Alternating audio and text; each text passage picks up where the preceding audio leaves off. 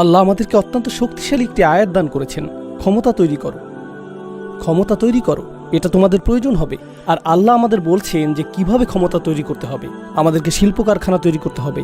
সমস্যা হলো বিশেষত তরুণরা যারা এখন শুনছেন, আধুনিক বিশ্বে বেশিরভাগ তরুণদের ক্ষেত্রে কি ঘটে, আপনি যখন বেড়ে উঠতে থাকেন আপনাকে বলা হয় তোমাকে স্কুলে যেতে হবে এবং স্কুলে ভালো ফলাফল করতে হবে, এরপর একটা চাকুরি পেতে হবে, আর যখন তুমি চাকুরি পাবে তখন তোমার পরিবারের দায়িত্ব নিতে হবে, আর যখন তুমি এই পরিমাণ টাকা উপার্জন করবে তখন বিয়ে করতে পারবে, যখন তুমি বিয়ে করবে এরপর একটা ফ্ল্যাট কেনার চেষ্টা করবে, একটা ফ্ল্যাট হওয়ার পর এখন তোমাকে বাড়ির মালিক হতে হবে, এরপর একটা গাড়ি কিনতে হবে, এরপর সন্তান হবে, আর এর সাথে আসবে সন্তানের খরচ। তো আপনি জীবনের বেশিরভাগ অংশই এই চিন্তায় ব্যয় করছেন যে পরবর্তী চেকটি কোথা থেকে আসবে, অর্থ কোথা থেকে আসবে।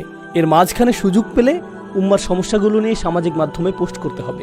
কিন্তু বাস্তবিকভাবে বলতে গেলে যেহেতু আপনি আপনার ব্যক্তিগত জীবন নিয়ে এতটাই আচ্ছন্ন, তাই আপনি বড় কোনো চিন্তা করতে পারেননি, ফলে আপনার আসলে কোনো ক্ষমতাই অর্জিত হয়নি, অথবা আপনি ক্ষমতাহীন।